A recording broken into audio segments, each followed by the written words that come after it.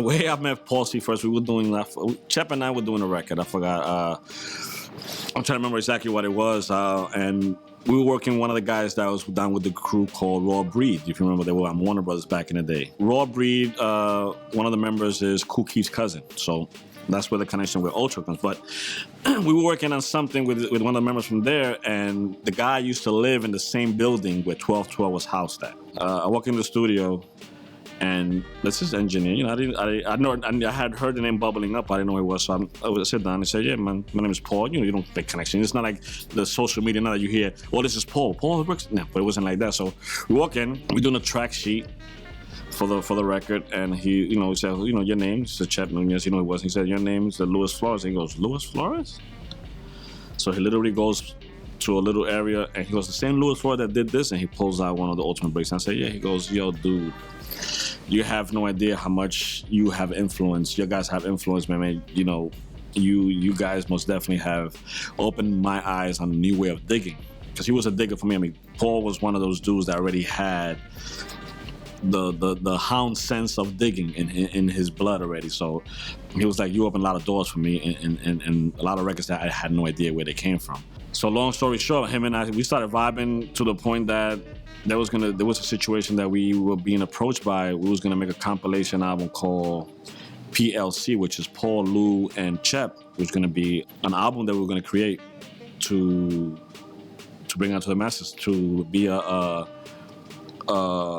I would say what the instrumentals of those days. The untimely death of both of Paul and Chep Nunez, that project never got off the ground. I do have, believe it or not, some SP1200 floppy disks of projects that we had started back in those days, but hopefully one of these days I'll bring out. But you know, my relationship with Paul was so intense in the short time that we had interacted, to the point that we used to get into SP1200 battles back in those days.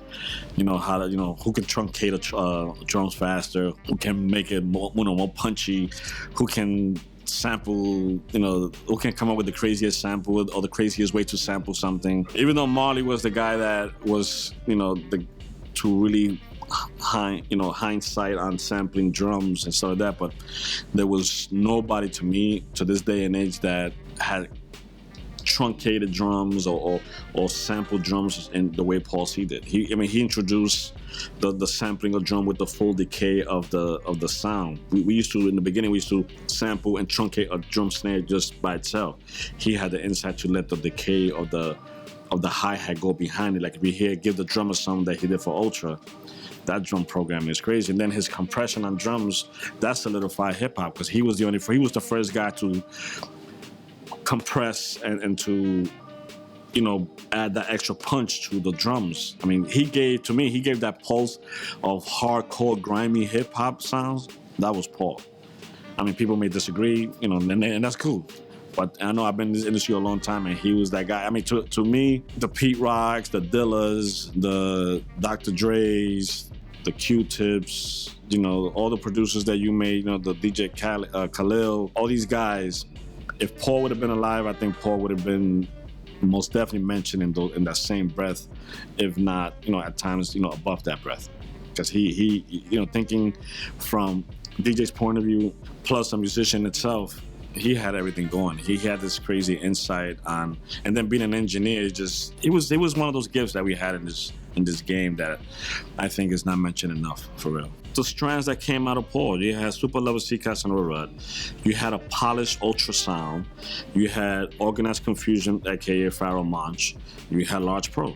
Out of that, you had one of the dopest albums, that Let the Rhythm Hit 'Em, Rock Him album, which was conceptually birthed by Paul and then finished by the other Paul, you know, in hindsight. So the influence that he's had, again, the way samples are done, the way samples are truncated, the punchiness of sound, and using studio knowledge, dirtying it up with hip hop essence to get the sound that we got. Come on, it's like I said, he doesn't get enough credit, man. He does not get enough credit. Now, what Ultimate Breaks and Beats did is, you know, BreakBeat Lou's going through Mad Vinyl, finding the illest breaks and presenting it to this burgeoning culture around the world. You know, I had a lot of plans. I wrote the treatment for the video. I had a whole marketing scheme that got rejected. It was like like I'm on a label again, and I thought I was gonna be doing it officially independently. You know, that rubber band wasn't the exact size of his, so it burnt the motor. So the motor burnt out, and the turntables broke. I ain't never say shit. He ain't find that out till like 20 years later. To see him coming, I'm still thinking that's some sound guy or whatever, and he's going, and I go, huh? And he just stole on me. Pop and clocked me like right around here. Like he got me good.